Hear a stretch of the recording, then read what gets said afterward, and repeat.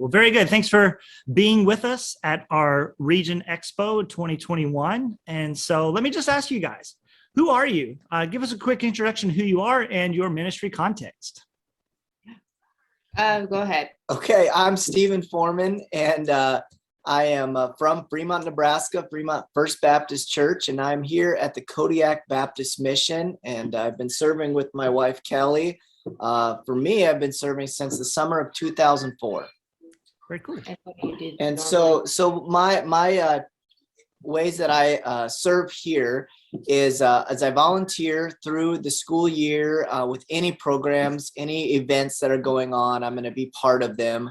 And during the summer, I'm pretty heavily involved in the summer day camp program, where I will teach. I will do the chapel services for the kids every single day, plan that out, plan the puppet scripts, give them that base level understanding and ability to apply their faith and learn about our faith.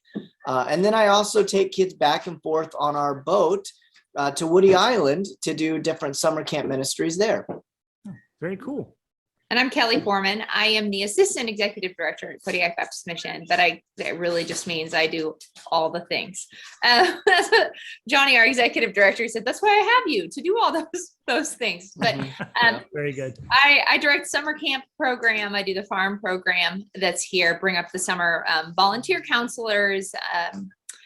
I actually clean a lot of bathrooms too. So, I mean, just like I said, just a little bit of everything. And I've been here 17 years now. So I was here before Stephen and I were married, and then we got married and then drove up the Alcan, came back up. And now we have 3 young boys that are 11, 9, and 5. So they get to join in all the time. Yeah, they do. Tell us a little bit about the story of how you guys said yes to the call to live into the kingdom by serving specifically in Kodiak, Alaska. And then I know you both do slightly different things, as you've just alluded to, but they're at the Kodiak Baptist Mission, but also with local school counseling. Sure. I think it was, when we first came, we wanted an adventure. I really think that had a lot to do with coming to Kodiak. We thought this is very different than Nebraska. Sure. But we both loved the ministry here. We loved the kids and working with kids. But, we went on vacation after our first year being married to Cambodia.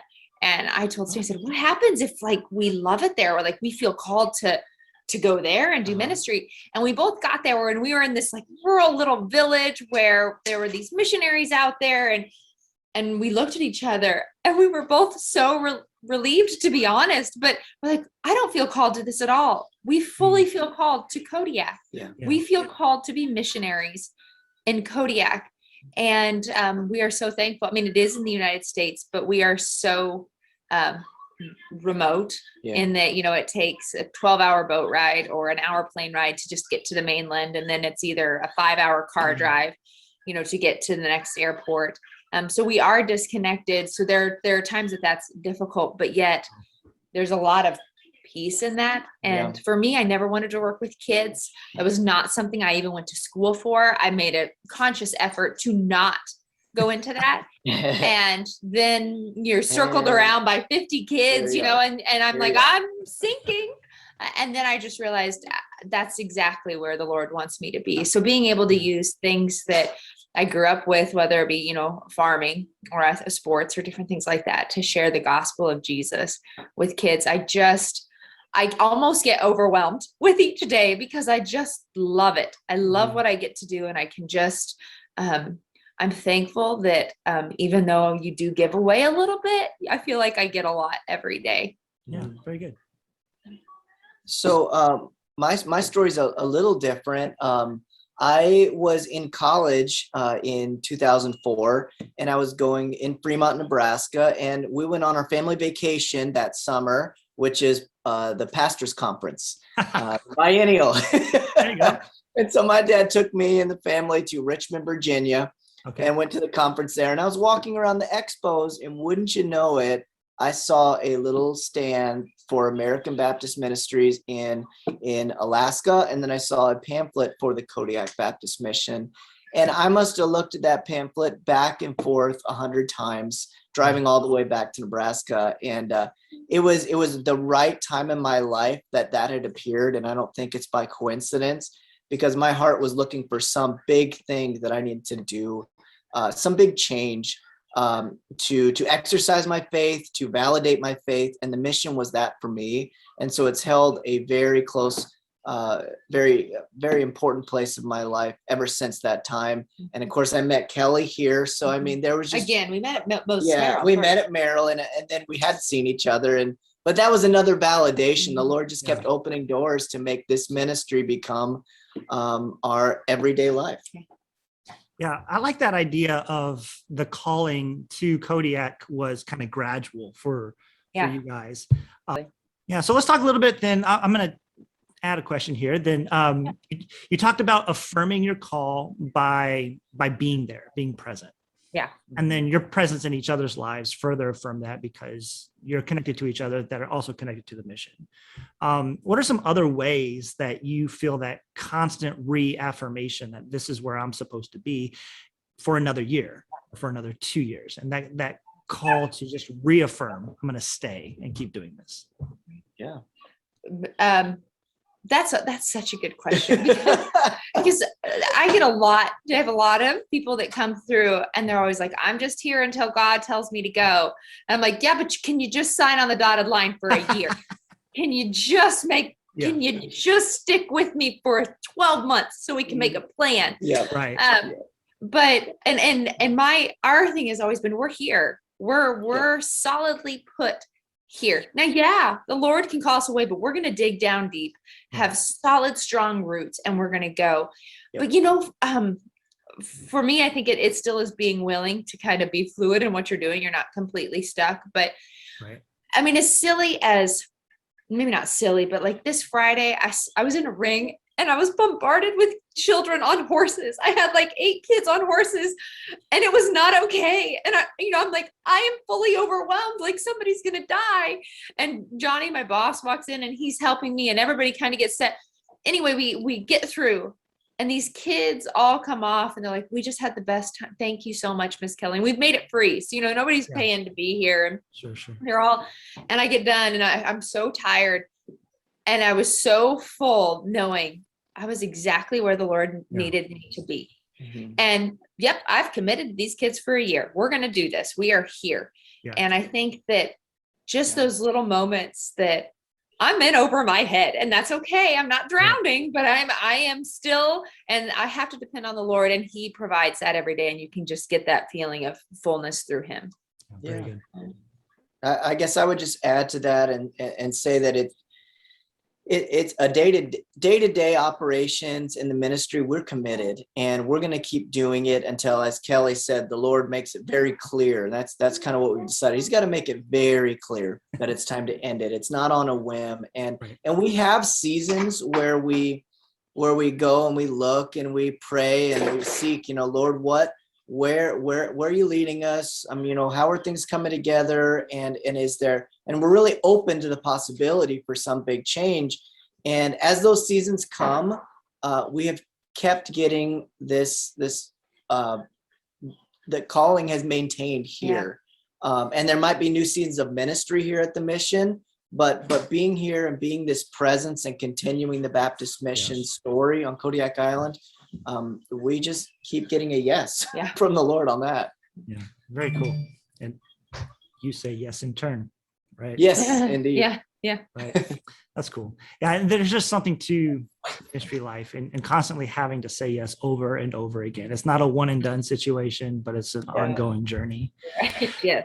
So our last question then is as you are saying yes to the call, as you are noticing ways that you keep saying yes and reaffirming your presence there, how do you go about helping nurture others say yes to the call so that they can live into their callings in whatever context God is calling them to?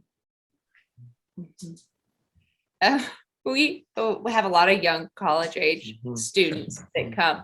And I think that that's always, for me, it's always interesting to hear their stories, and they're just really struggling. back and forth. What do I need to do? Where do we need to go? How do we, and, I mean, a lot of conversations come at the end of the day while we're cleaning or trying to do stuff and they're talking through this, but I need to go back and do this, or I need to do that.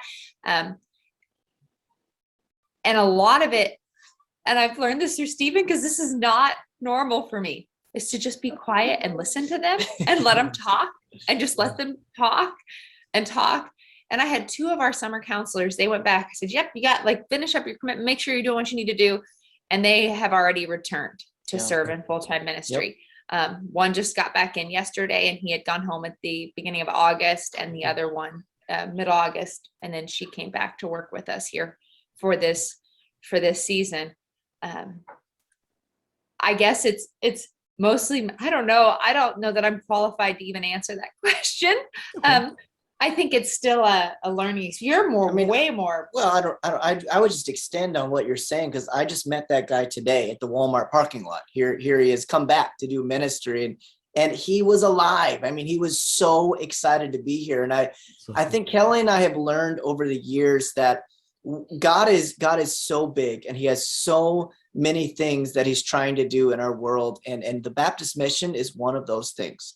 And so we have to be careful, because we love this place, that we don't get territorial and we don't turn people off to it by our conversation saying, well, this place is going to be, this is why you need to stay here, because that's not our job. Our job is to make sure folks are growing in their own faith, and they're open to the leadings that the Lord is having for their lives. And when we do that and kind of offer that release, then it's just so much more joyful when people come to it on their own understanding. And then they do make that decision that I'm gonna move somewhere else, or I'm gonna come back, and we can just celebrate with them, whatever the choice is. If you're following the Lord's call and you're prayerful about it, we can rejoice too.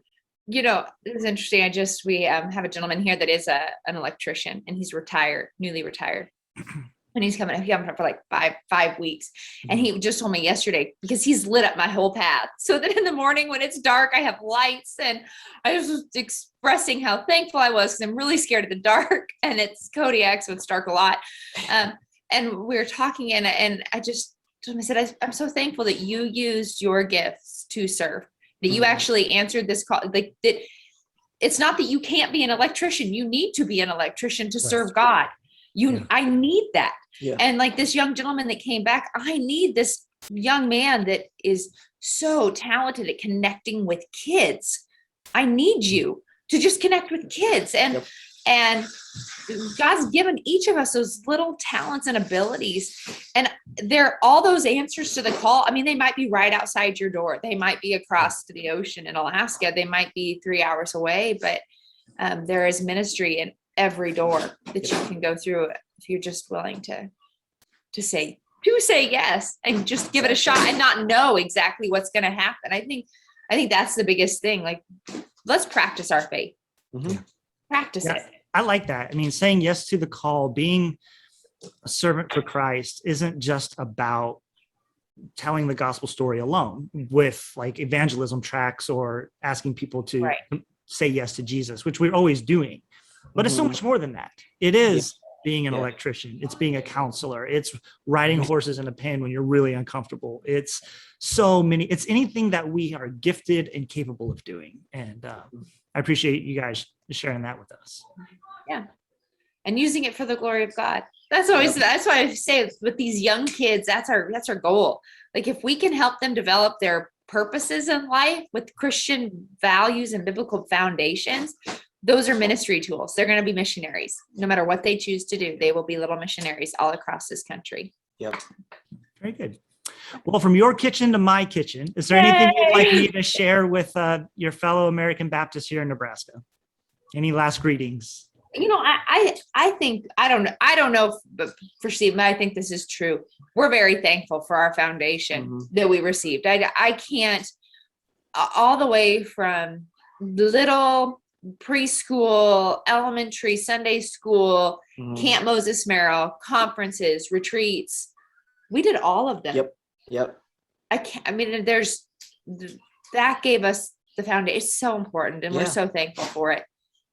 Yeah, extending a sincere thank you, because we have been poured into through our own American Baptist churches in Gibbon and in Fremont and the greater region. And all I can do is say thank you, because the more I work with kids, the more I work with families, Yeah. I realize the tremendous value, the richness that my mom always said, Yeah. you're rich and you don't even know it. It is so true. And we just pray that we can extend that blessing that has been extended to us. Yep. Very good. Thank you guys so much for sharing Yeah, your thank you so time much. with us. See you.